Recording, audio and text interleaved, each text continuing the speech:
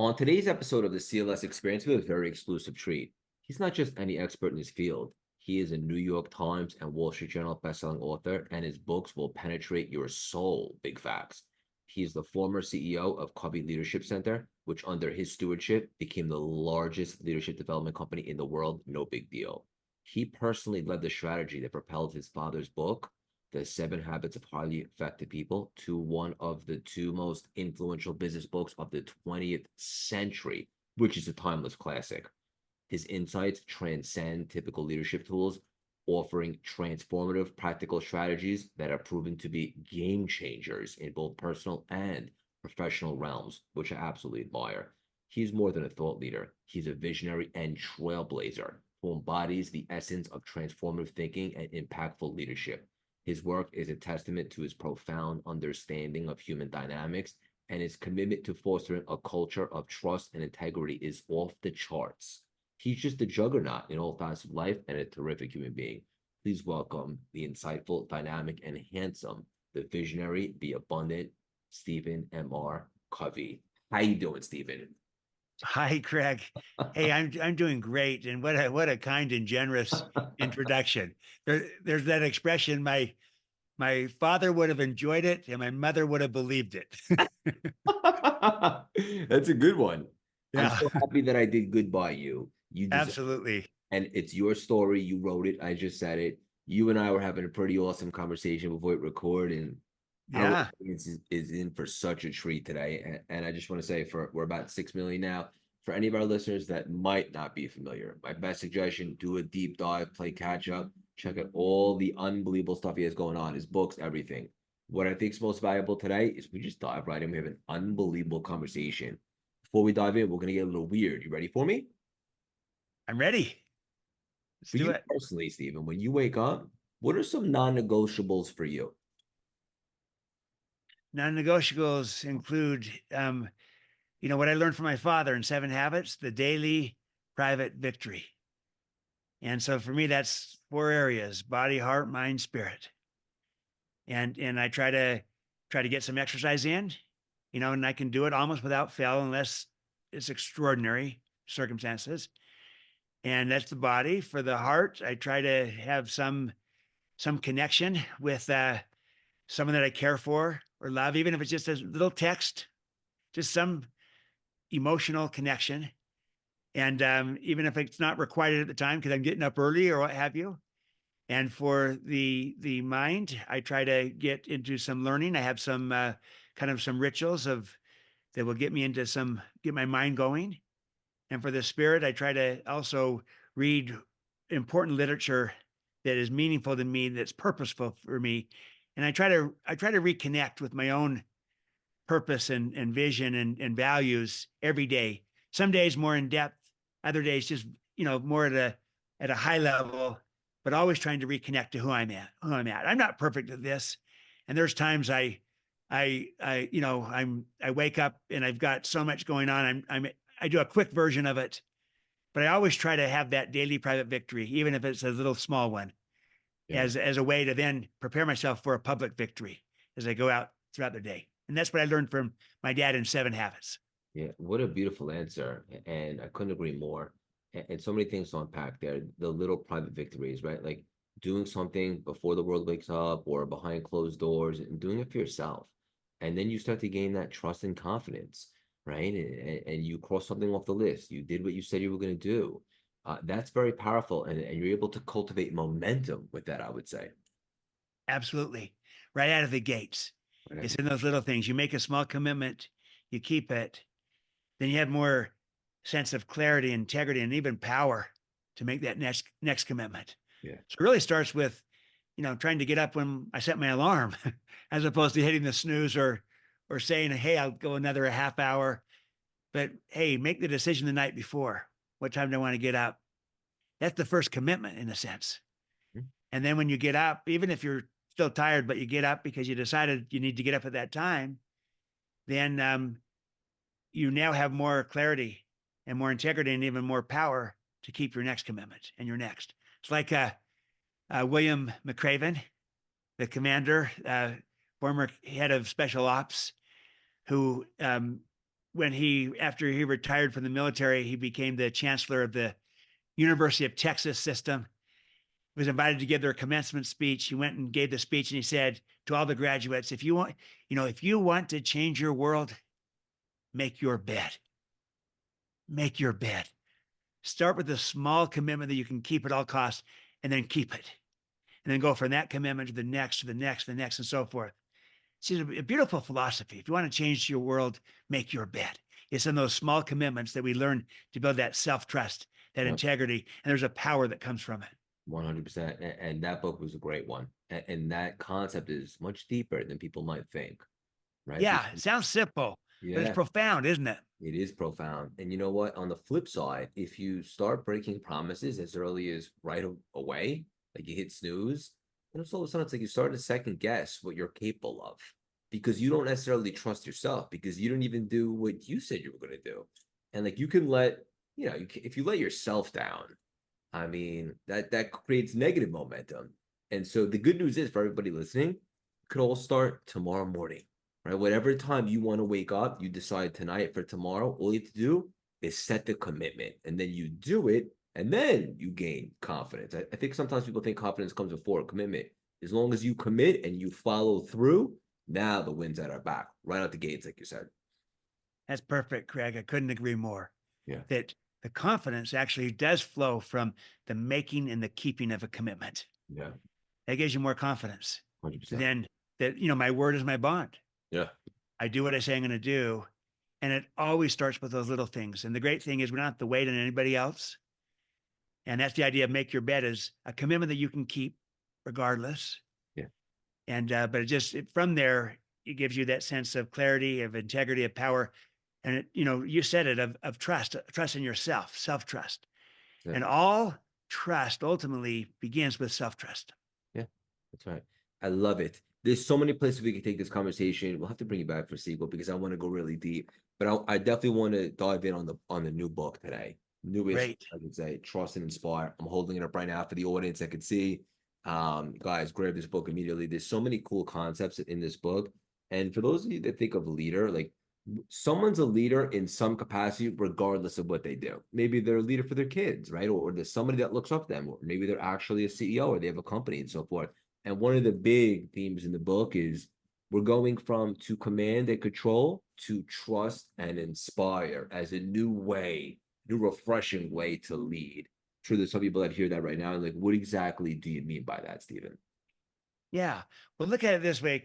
Command and control is kind of just a catch-all expression to describe the traditional hierarchical top-down management model, of a boss and having their direct reports and just kind of barking out orders. And now, you go back to the industrial age and scientific management, it was very authoritarian command and control. That doesn't work very well today. And it's become today more advanced and more sophisticated. We brought things into it like mission and trustworthiness and emotional intelligence and strengths. And so it's become an enlightened version. But until you really shift the paradigm of how you view people and how you view leadership, you're still in a command and control mindset. So I call it enlightened command and control.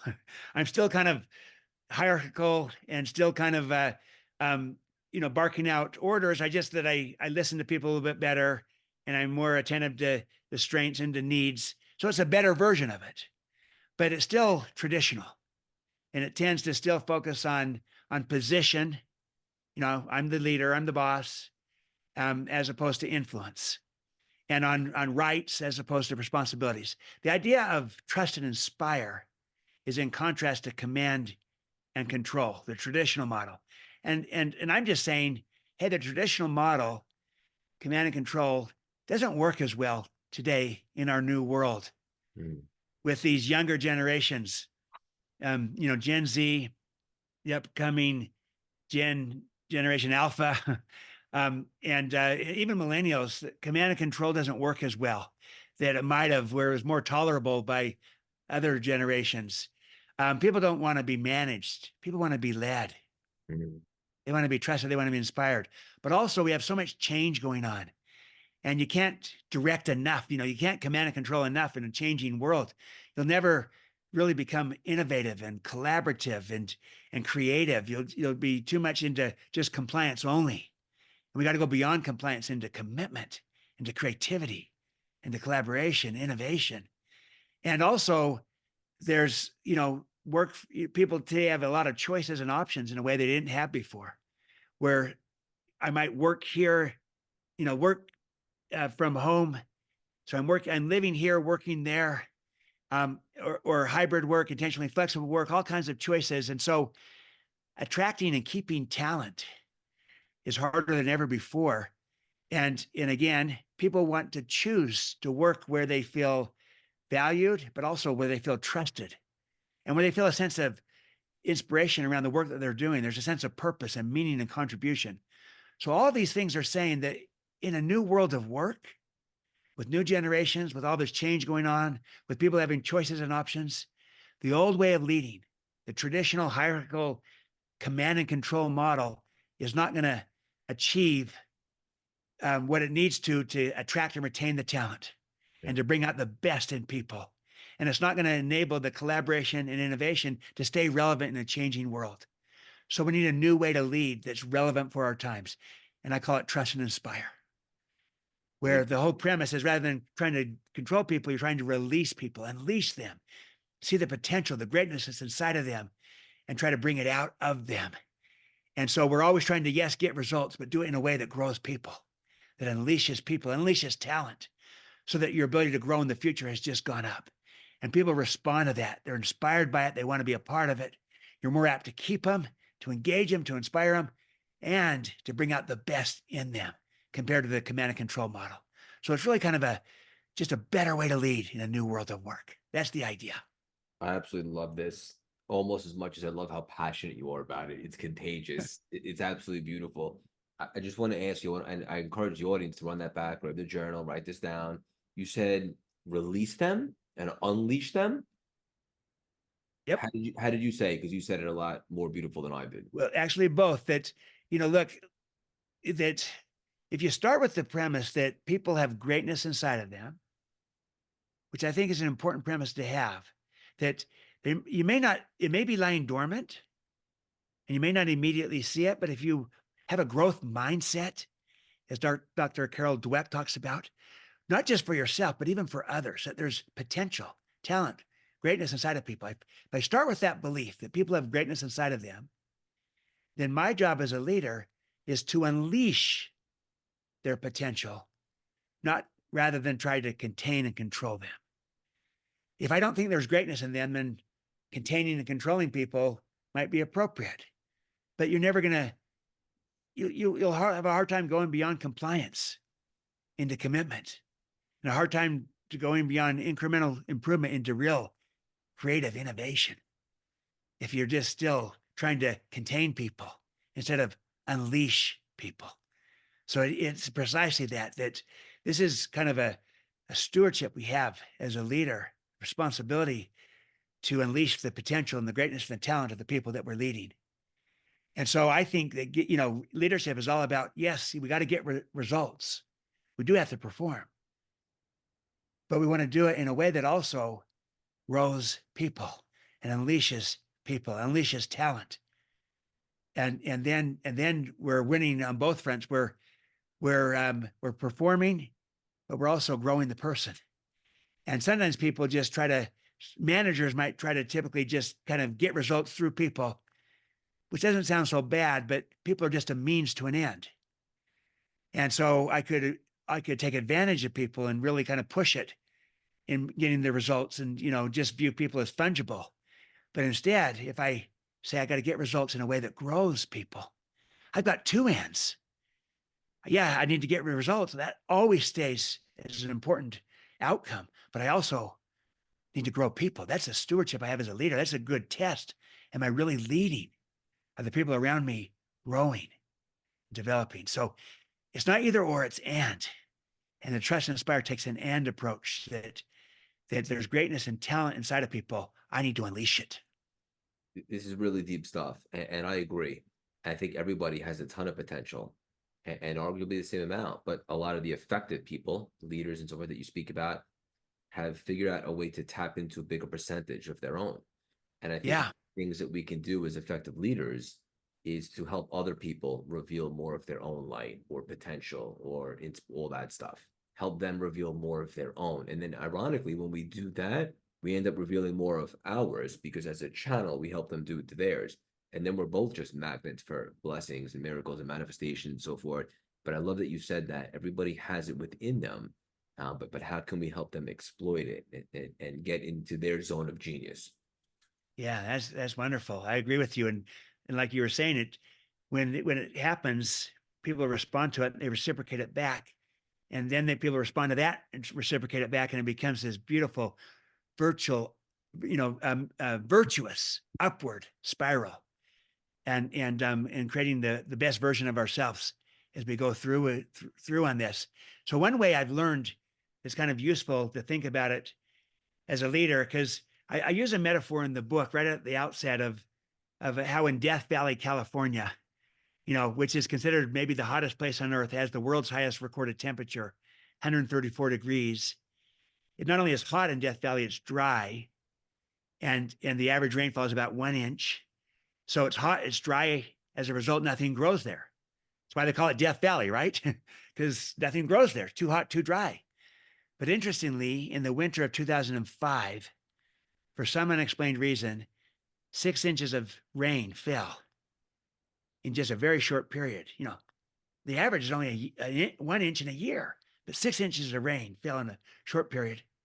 And sure enough, just a short time later, these wildflowers popped up and carpeted the entire valley. It turns out it wasn't dead after all. It was just lying dormant. The seeds were there. They were just dormant. But when the conditions changed, when the rain fell, then the seeds that were once dormant now are being nourished, and these wildflowers grew.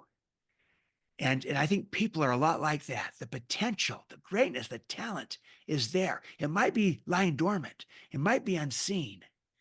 But if we as leaders, if we see ourselves as gardeners, trying to create conditions for the seeds to flourish and grow and for the people to flourish and grow, that we can unleash the potential, the greatness that's inside of people, even when it's often hidden.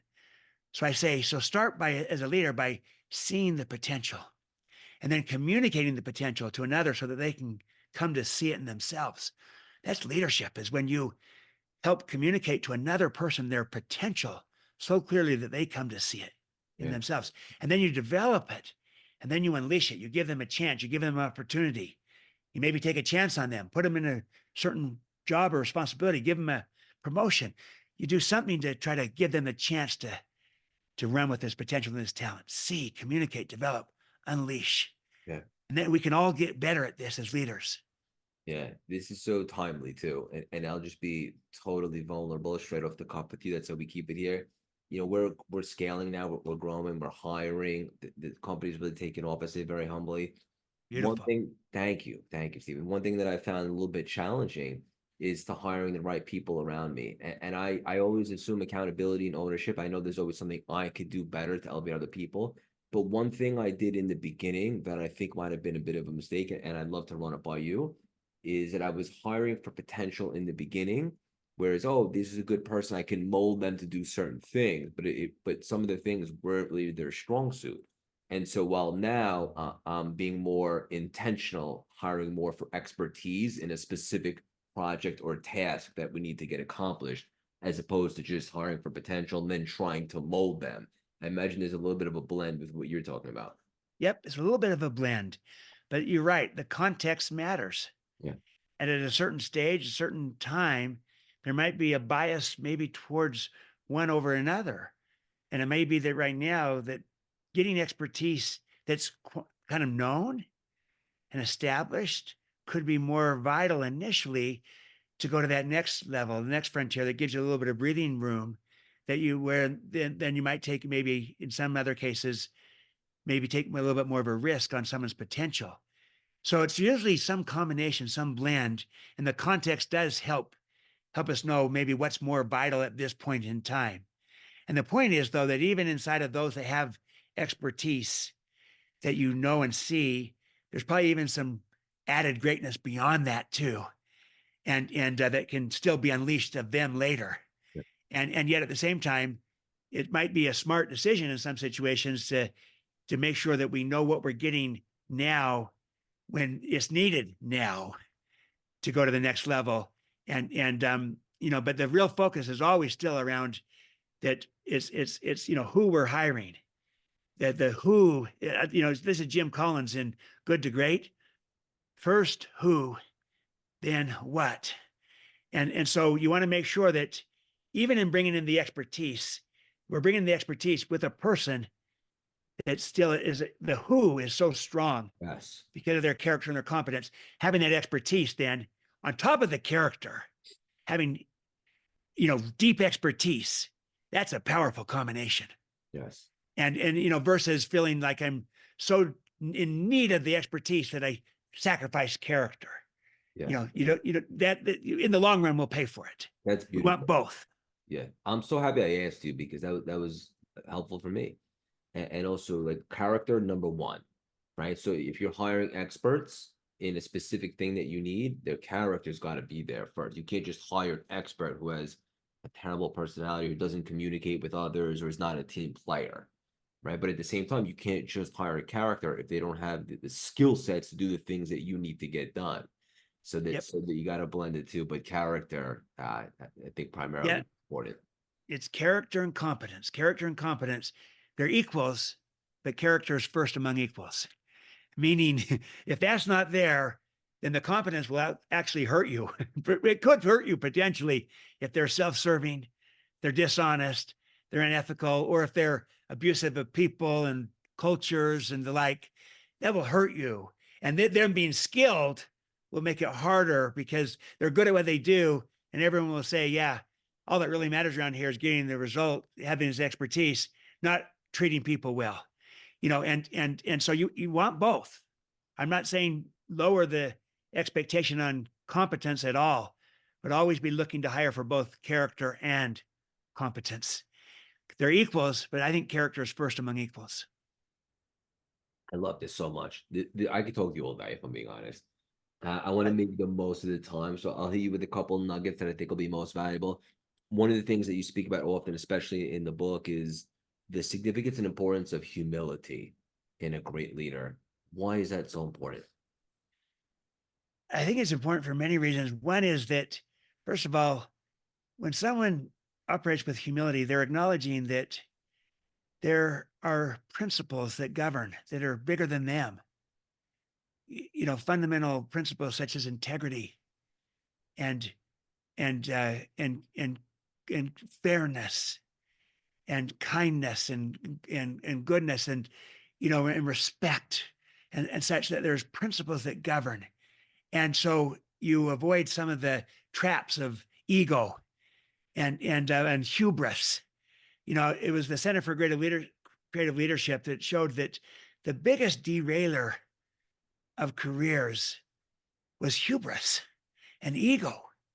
And, where people got too full of themselves and they started to think that they were the answer, as opposed to saying, no, principles are the answer. And I'm trying to tap into and align myself to enduring principles of human effectiveness and of team and organizational effectiveness. And so I think that humility speaks to that. But also, people appreciate it. They value a leader. They feel inspired by a leader who demonstrates humility. But I think I'm going to argue that it's really for the blend of both humility and courage. This is almost like the character and competence. You want both humility and courage. You really want both, because if it's only humility, then that could be perceived by some as kind of, you're not standing up for yourself, or you're too soft, and you're allowing people to just step over on you and the like. And so, but if it's only courage, then it could be you're running over everybody else. You're not showing respect and concern and interest in others, and it's all about you. But when it's a combination of humility and courage, this beautiful blending of both, with humility maybe being first, among equals there again, so that you are always starting with trying to serve as opposed to being self-serving. And then your courage can be used towards, self-serving courage is more powerful than, excuse me, service-oriented courage is more powerful than self-serving courage. Sure. Making sure I get mine, that's important, but making sure that we are serving good purposes and causes will draw more people in. So people respond to that. They like that kind of leader.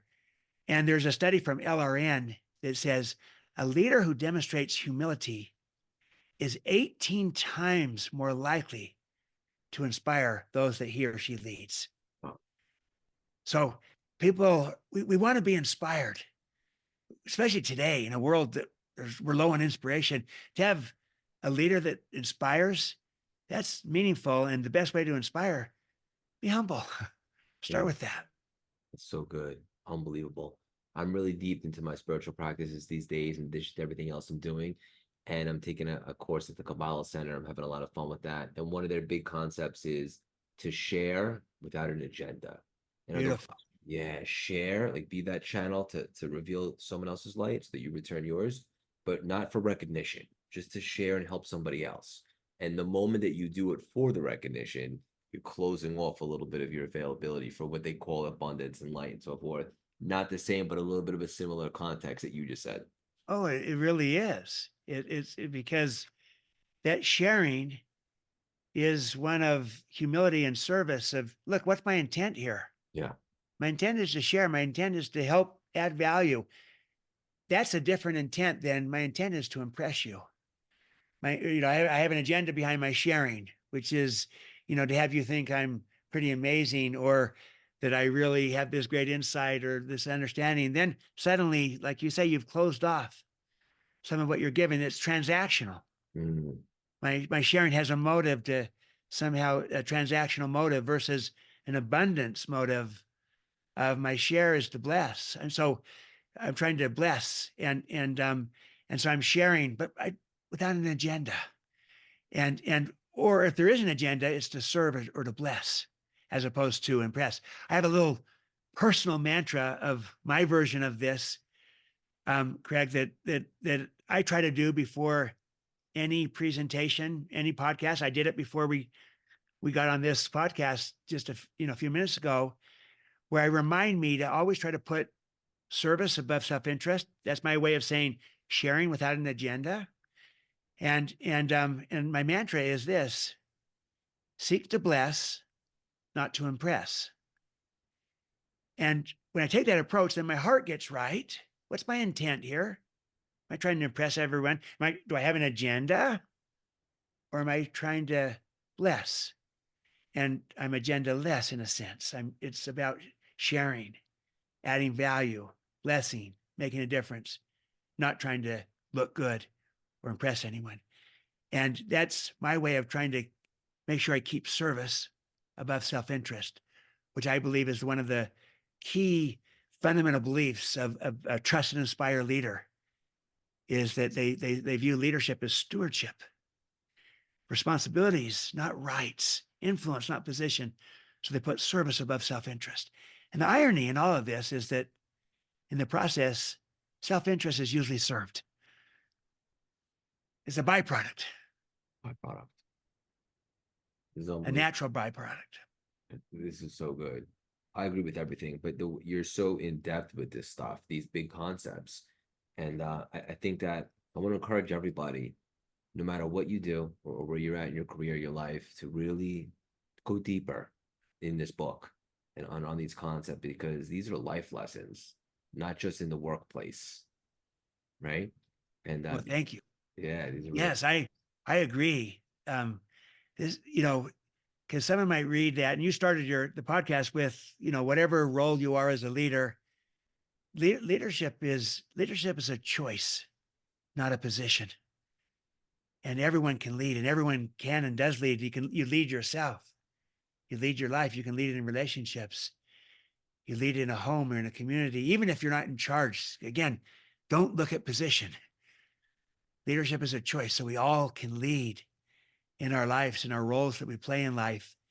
And and so the key to really becoming a trust and inspire leader is by first simply becoming a trust and inspire person. That's just who we are. And it becomes natural. This is then how we lead. And, we're trying to model, we're trying to trust and extend trust, and we're trying to inspire those that we're around and be that source, that light and that inspiration for others. And, light your own fire first, because a lit candle can light a lot of other candles, but an unlit candle can't. So we always try to model this and go first. And so every one of us can lead. It's not a position. And so I think that's a better way of approaching it. So you're exactly right. This is a way of being as the foundation of being a way of leading. So good. There's a part in your book, and you say this, and I think this is so profound, and it really made me think. You wrote, "People don't leave organizations; they leave bad bosses," and I thought that was really cool. Can you showcase exactly what you mean by that? Yeah. So oftentimes people might be fine with the organization, but boy, you get a bad boss. You get a boss that doesn't model, doesn't trust, doesn't inspire. So this is a boss that's heavy into ego and hubris, a boss that is self-serving, is all about them, a boss that doesn't see your potential, your greatness, your talent, a boss that doesn't trust you, that instead really micromanages you. The last thing people want is to be micromanaged, because it's kind of like, why'd you hire me then?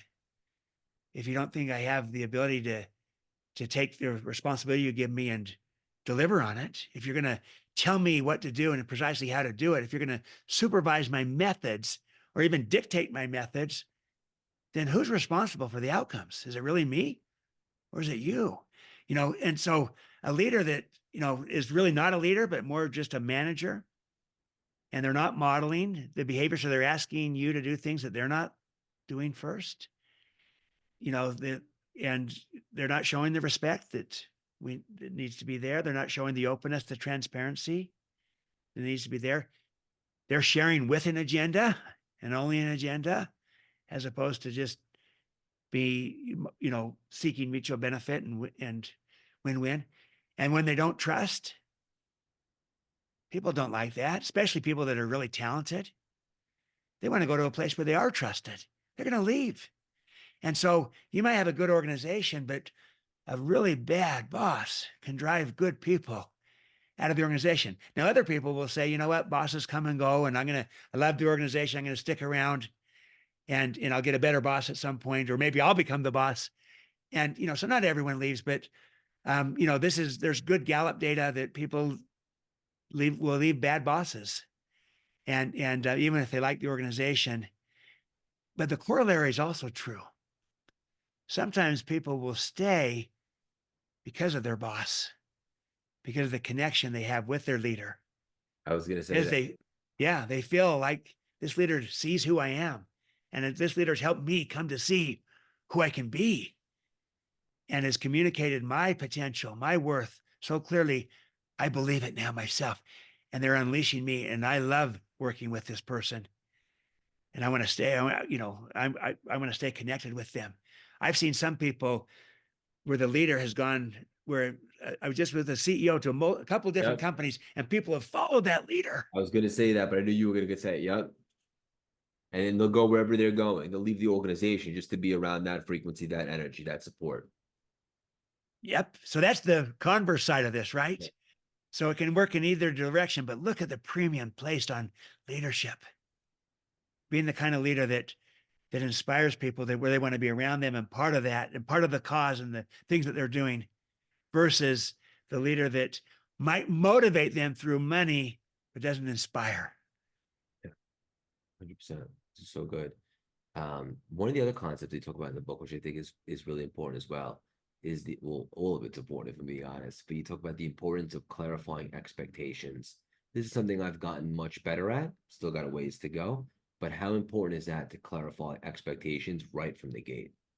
So vital, because if you do that really well up front, I call this building the agreement together with the other person, the person that you're leading or working with.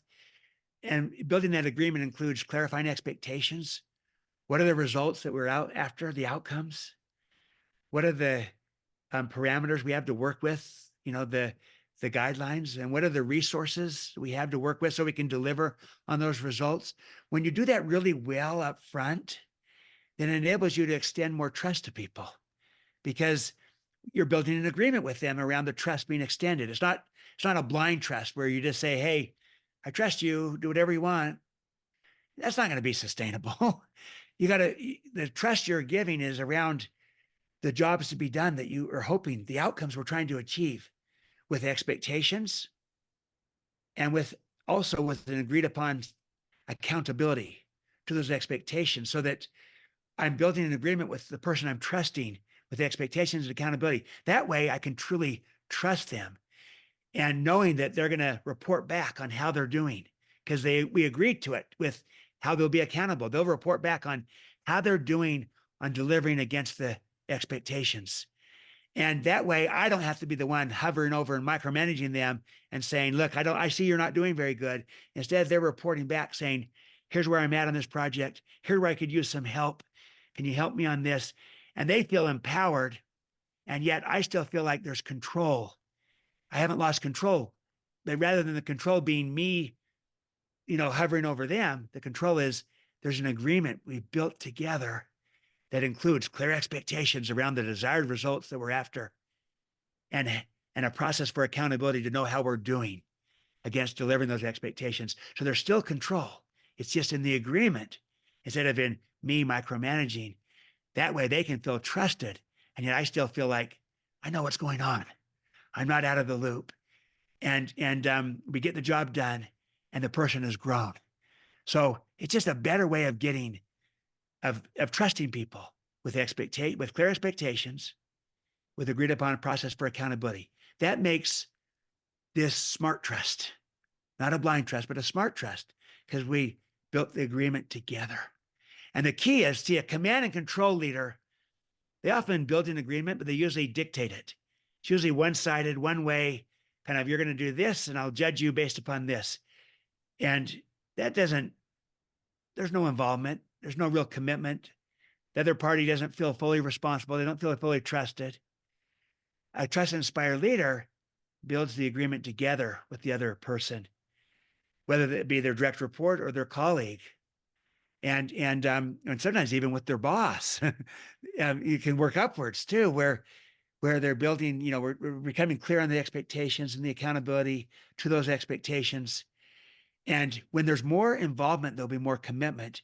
And the research shows also that people tend to do about 3 times better when they're trusted on delivering on the outcome than when they're not, when they're just dictated the outcome. And they perform better and they grow along the way. So what's not their like? It just takes you, the only thing that's not their like is it takes you a little longer. You have to do it up front. And sometimes we might be saying, I got to go so fast. I don't have time to build the agreement. But always remember that with people, fast is slow and slow is fast. So by taking that time up front, building the agreement, clarifying expectations, agreeing to a process of accountability, building the relationship, by doing that up front, yes, it takes some time. But now, once you've done that, you move fast, exceptionally fast. Nothing is as fast as the speed of trust. Whereas if you kind of just cut the corners and try to be efficient up front, don't build the agreement, don't have an agreed upon process for accountability, you're going to spend a lot of time untangling when it's not working, and going in and having to hover over and now take over the job than had you spent the time up front. So with people, fast is slow and slow is fast. Yeah, and I can confirm, right? I've been through it, getting better, learning from experience and so forth. Wish I had this book when I first started, but I do now. And it's so true. And right out the gate, right? The accountability, the expectations, everybody's on the same page, communicate effectively. Now it's like, all right, now we got the foundation, let's go ahead and build. And this prevents all the inevitable miscommunications that will happen if you don't take the initiative to set that out. Absolutely. And again, the only drawback being it does take some investment. Yeah. But I think that even when things are really moving fast, It's all the more reason why we need to operate on trust, because then nothing, we can be agile and adaptive, responsive when we trust each other, and we can go so much farther and do so much more. You can only go so far really in a command and control type relationship, because you're limited to as far as you can go. And you're also going to be limited. All you'll ever get from someone is compliance. You'll never really move into commitment and into creativity and innovation. So it's hard. I'm not trying to downplay that this Yeah. takes time Look, and effort, anything and worth doing, that it's hard, right? anything in If life worth doing is not Yep, easy. And yep, it takes a commitment. Yeah. yeah. So I like to say this is simple but not Yeah, easy. yes. Yeah, this is unbelievable. We'll land the plane with two final awesome nuggets, and then we'll have a little fun with a little rapid fire at the end. Two concepts that you speak about in the book. One is, and I imagine there's a lot of people listening today that might be feeling this type of way, and that is, what if my organization or my role isn't naturally inspiring? What can somebody do then? Yeah.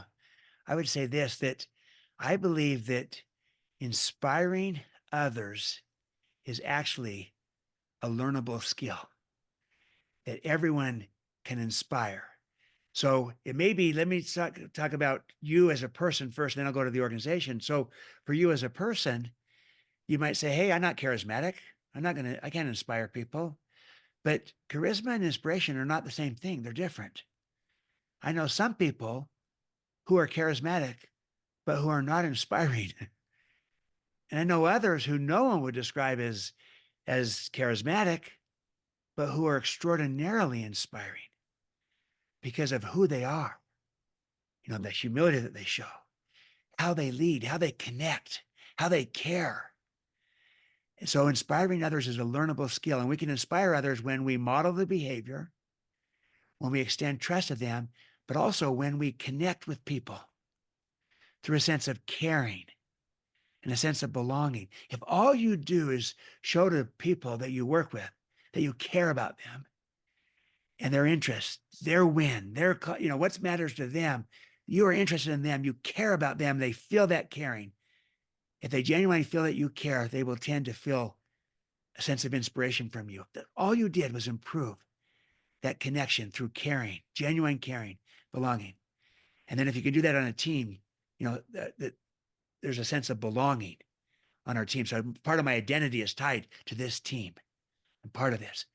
You will inspire people. And then when you add to it the organizational level, you might say, hey, I'll give you an example. Please. Johnsonville Sausage Company. You've heard the old joke, no one wants to see how the sausage is made. Well, this is the company that makes sausage. They're a sausage company. And you're thinking, surely that's not inspiring. But you know what? They have built a culture that's extraordinarily inspiring. And here's how, because their founder has completely shifted it to where, he was kind of a command and control founder. His name is Ralph Stayer. He was traditional leader, manager, top down, hierarchical, command and control. And they had a good formula and everything. They were, producing results, but over time they were starting to fade and not being quite as relevant. And he said, we started to see some slippage, but also I started to notice my people weren't growing. They would come in, they were pretty smart people, but they were not getting smarter and they're not growing and developing. And he realized he was the problem. That's humility. When he realized that the way he was leading, he was making every decision. Basically, everything, he was a bottleneck. Everything would have to ultimately come to him. Wasn't empowering at all. He cared about people, but he didn't trust them. And so he was a bottleneck. He was command and control, a kind command and control, but still command and control. And he said, I realized I had to shift and I had to extend trust. And he went from command and control to trust and inspire. And then he also became that way with the company. And they took a sausage making company and listened to his purpose. He says, at most organizations, the organization or the people exist to help grow the organization. But at Johnsonville Sausage, our organization exists to grow our people. They literally reversed it and said, our purpose is to grow you. And guess what? they also have grown the organization as a natural byproduct of growing their people. And so that's a powerful thing that even that, we can, by tapping into purpose, into meaning, into contribution, we also can inspire. And we can try to find ways to make that, even at what might not seem like an inspiring type of business, still we can become inspiring as leaders. I think that's so beautiful and so relevant. Yeah, and I'm not sure, but is that connected to one of the things you talk about a lot in the book too is people that are whole people. And I imagine there's some people that, what exactly do you mean by that? Yeah. By a whole person, I mean that we have a body, a heart, a mind, and a spirit. And we bring our whole selves to work. A fragmented person is just the idea that, hey, people are just economic beings, just a body. Mm-hmm. Therefore, pay them. All they care about is money. Now, look, they do have a body. We all have a body. So we want to get paid. Mm-hmm. We want to be paid fairly. See, command and control operates on just kind of pure motivation. Nothing wrong with motivation. It's important. It's good. But it's all external, extrinsic. It's outside of us. So it tends to be heavy carrot and stick motivation, heavy rewards motivation. Nothing wrong with that. Do rewards work? Sure. They motivate people to want to get more rewards. But you got to constantly provide more stimuli, more external stimuli, more rewards, more carrots, on the positive side, more sticks on the negative side, the fear-based, and try to motivate people to move, to get more out of them. Well, by contrast, trust and inspire operates on inspiration instead of motivation. Inspiration, it's internal, it's intrinsic, it's inside of them. We're trying to light the fire within. That fire, once lit, can burn on for months, if not years, without the need for constant external stimuli. So it builds upon motivation because we have a body, we want to get paid, and we also have a heart. So we want to connect and to care and to belong and to love. We have a mind. So we want to grow and to develop. We have a spirit. So we want to contribute and make a difference and add value and have significance and purpose and meaning and contribution. So the whole person is body, heart, mind, spirit. So rather than just rather than just motivating, I can inspire by connecting to the body, to the heart, to the mind, spirit. And that includes what you do in motivation with the body. You pay people, but you also create a culture of caring and belonging. And you tap into growth and development of people, which keeps them there. And then you have purpose and meaning and contribution with what you're doing. And that, again, brings out the best in people. So they're a whole person. They want to be inspired, not merely an economic being that only cares about pay only. Mm-hmm. So I'm not diluting pay. I'm just adding beyond it. Yeah. The pay should hopefully be the byproduct. And I love what you're talking about. And connect with somebody's soul. Really connect with them. And then more than likely they'll stick around. Yeah, because you're meeting their needs, not just the economic need, but their need for the social, emotional connection, the mental growth and development, and the need for purpose. Purpose is a secret sauce.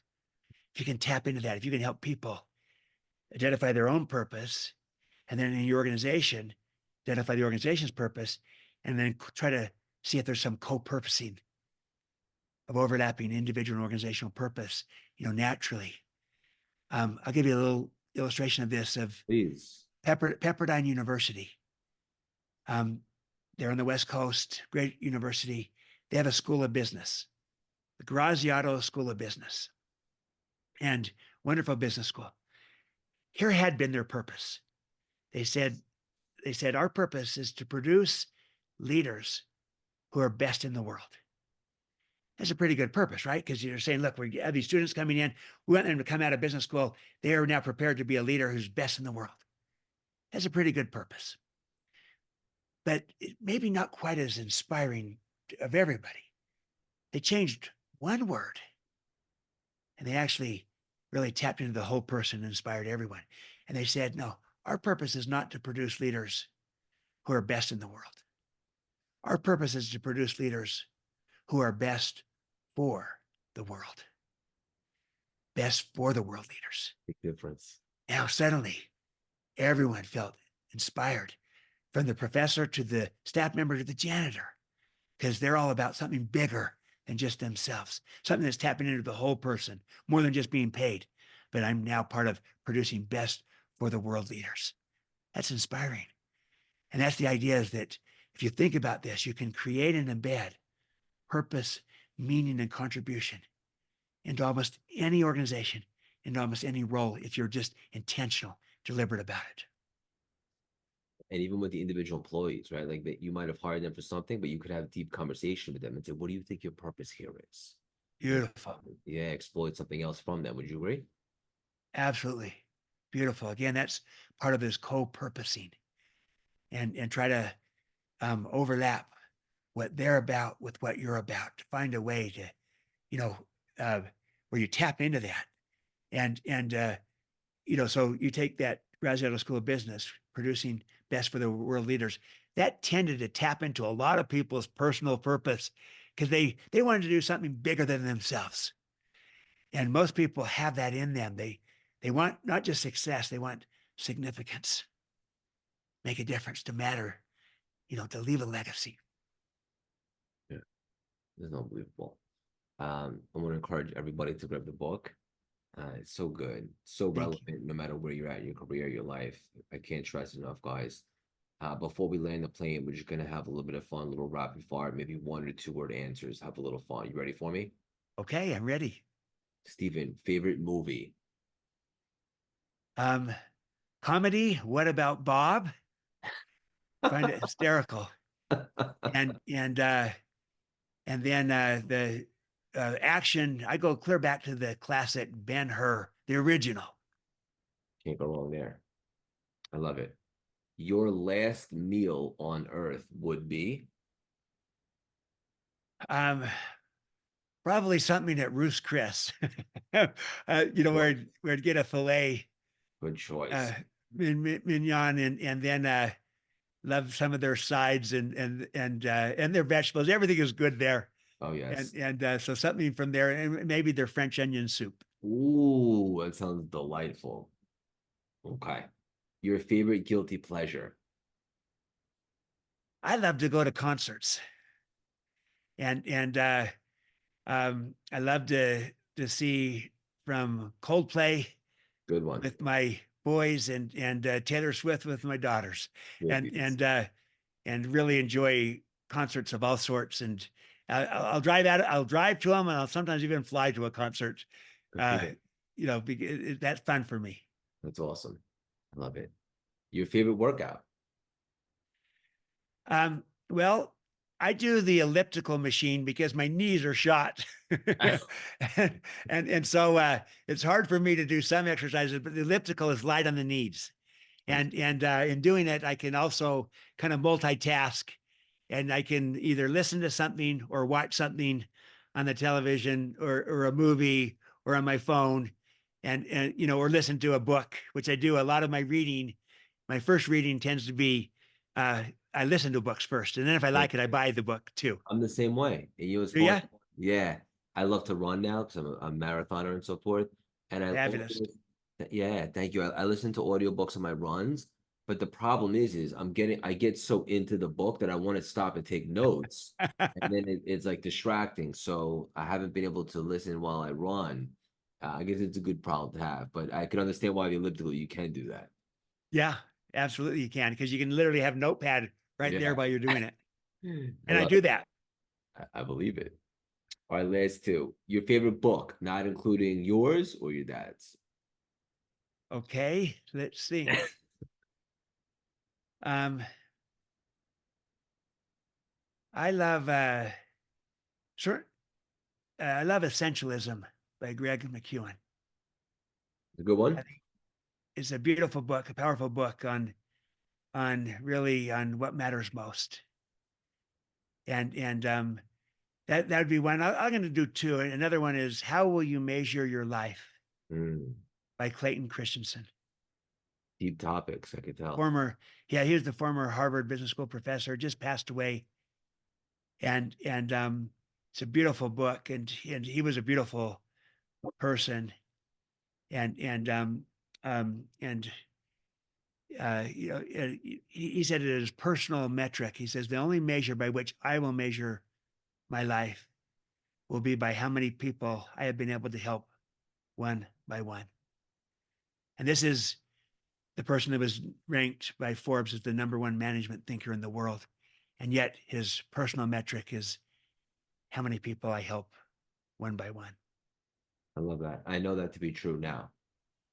Took me 35 years to figure it out. Better late than never. But that's what it's all about, is contributing and making that impact, Yes. and utilizing our gifts that aren't really ours, that were given to us, to express our soul and help people reveal their own light. Yeah. All right. Last one. We're gonna get real deep. Favorite musician? Well, my favorite band is Coldplay.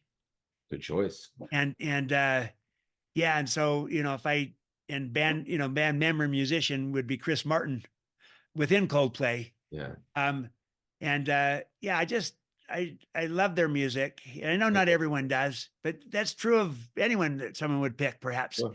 Yeah. And but for me, I love their concerts because they're soaring anthems, and people are just they're singing along because they know the words, and they're designed for concerts. Some of these songs, and so I love that. Also love Billy Joel and Elton John, and I mean a lot. And I'm telling you, my daughter has gotten me into Taylor Swift. I was a Swiftie back. I went to the Taylor Swift concert when my daughter turned 7 years old. I took her to it, and we've been to, I think, 4. And so because I grew up with her, with my daughter, it's been a fun one to stay with too. So, but if I had to just pick one, it'd be Coldplay. Can't go wrong with Coldplay. Love their music too, and it's hard for anyone to hate on them. It's just like, it's Yeah. mellow, it's good, it's catchy.